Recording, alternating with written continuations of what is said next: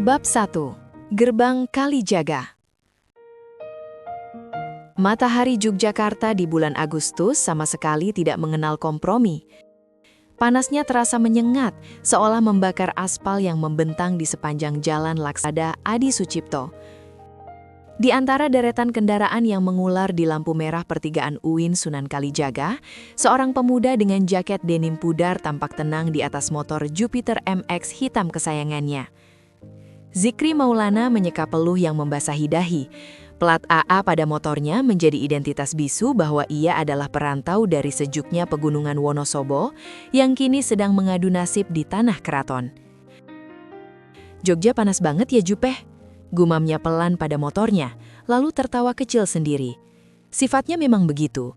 Ia bisa tampak pendiam di tengah keramaian, namun isi kepalanya penuh dengan celotehan yang seringkali hanya ia sendiri yang paham. Sesampainya di kampus, suasana sudah riuh rendah. Hari ini adalah puncak opak atau orientasi pengenalan akademik dan kemahasiswaan. Zikri memarkirkan motornya di area kantin belakang, lalu melangkah menuju Fakultas Sains dan Teknologi. Di tangannya, ia menggenggam map berisi jadwal kuliah semester 1, Fisika Murni, sebuah pilihan jurusan yang kerap dianggap bunuh diri oleh sebagian orang. Namun bagi Zikri, deretan rumus adalah tantangan yang candu untuk dipecahkan. Di tengah hiruk-pikuk mahasiswa baru yang sibuk mencari kelompok, pandangan Zikri tertuju pada seorang gadis yang tampak kewalahan membawa tumpukan buku panduan dan tas punggung yang terlihat syarat beban. Gadis itu mengenakan jilbab segi empat berwarna coklat susu yang rapi, senada dengan gamis sederhananya. Butuh bantuan, Mbak?" tawar Zikri sembari mendekat. Suaranya terdengar santai, ramah tanpa kesan menggoda. Gadis itu menoleh, menampakkan wajah yang teduh. Ada kesan dewasa sekaligus manis yang terpancar dari pipinya yang sedikit memerah akibat sengatan matahari. Iya, ini tadi habis dari perpustakaan. Ternyata berat juga ya," jawabnya dengan logat Jawa yang masih kental, terselip intonasi khas daerah asalnya di ujung kalimat. "Sini, bagi dua, aku juga mau ke aula." Lalu tanpa menunggu jawaban panjang, Zikri langsung mengambil alih sebagian tumpukan buku tersebut. "Makasih banyak ya, aku Salma, dari Pemalang." "Zikri, Wonosobo." "Wah, Pemalang ya, berarti kita tetangga, sama-sama Jawa Tengahnya." Canda Zikri berusaha mencairkan suasana. Salma tersenyum tipis.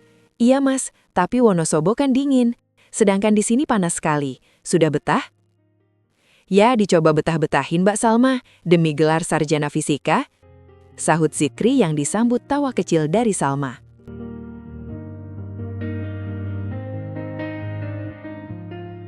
Selama masa orientasi, entah karena kebetulan atau takdir, Zikri dan Salma seringkali dipertemukan dalam satu kelompok tugas.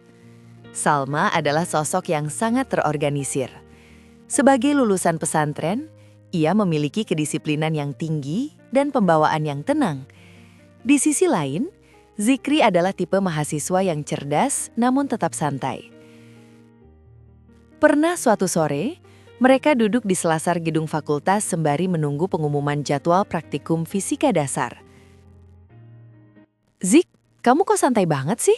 Besok itu sudah mulai kuis loh." Salma mengingatkan sembari membolak-balik diktat setebal bantal. Zikri yang sedang asyik memetik gitar milik salah satu kakak tingkat di pojok selasar hanya menoleh sambil menyeringai. "Fisika itu kayak main gitar, Sal. Kalau ditekan terlalu keras, senarnya putus.